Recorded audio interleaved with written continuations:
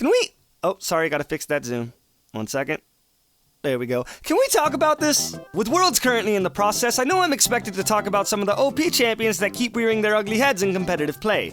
You know, with the Olafs, the Syndras, Plant Lady, Jackie Chan, and a few others, there were plenty of options to choose from. But fuck that, let's talk about Kayle because this is my show.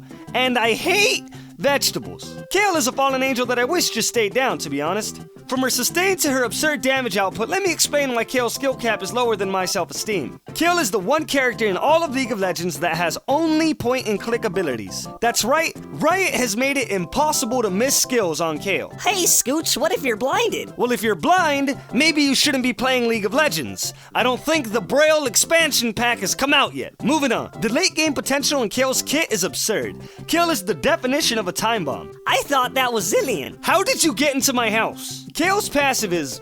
Holy shit, what is Kayle's passive? Oh, she reduces armor and MR. That's pretty good. Anyway, Kayle Z is the center of her kit.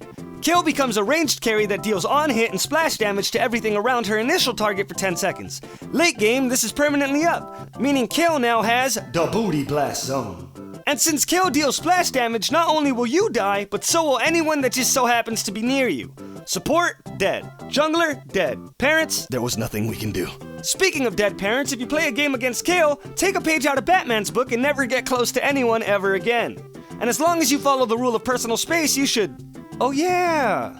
Since Kayle relies on-hit damage, Runon's is the equivalent of giving a mom 2 more belts. She can now whoop 3 asses at once. Pick a cheek. Or you know what? Don't. 3 belts, 2 cheeks, she's got you covered. Now it's true that before items, Kayle is kind of useless. However, without her core build, she goes from being a murdering machine to this thing. Like, it won't kill you, but you can't really do much. And the reason why is because Kayle is a very weak bully. She doesn't hurt, but you can't hit her back, because her W is a heal that speeds her up, giving her not only the ability to sustain, but to also stay just out of range of your abilities. And her Q slows you down, making her a killing, kiting queen. Oh, that acronym is racist. And when she finally does get items, this is the exact reason why you better start praying to her god when she's in you, because you aren't going fucking anywhere. You can't run when it's Usain Bolt versus co-op. Now that begs the question. Well, Scoocherino, can we just one-shot her in teamfights and get it over with?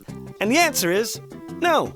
Kayle's ult is the ability to be invulnerable for 3 seconds, which doesn't sound too long, but it's not necessarily about the length. It's about the question. Do you use your burst to try and kill a Kayle knowing that the damage will be mitigated by her ultimate, or do you attack someone else? This puts you in a lose-lose situation. You can either use your burst on a Kayle that will definitely not die unless they literally fell asleep, or aim at a squishier lower priority target and kill them while Kayle eats your team from the backline. Unless Kayle ults them because oh yeah, she can do that. But being honest, most Kayles will prioritize themselves because a Kayle's damage output is higher than my expectations on Tinder, which is why I'm always disappointed. TLDR, some dogs hate Kayle because some dogs can smell cancer. Thank you for watching this week's episode of Can We Talk About This? If there's something else you want to talk about, put it in the comment section below and I'll be sure to get to it because me and you, we are soulmates. Was that creepy? I hope not. Don't leave. Please.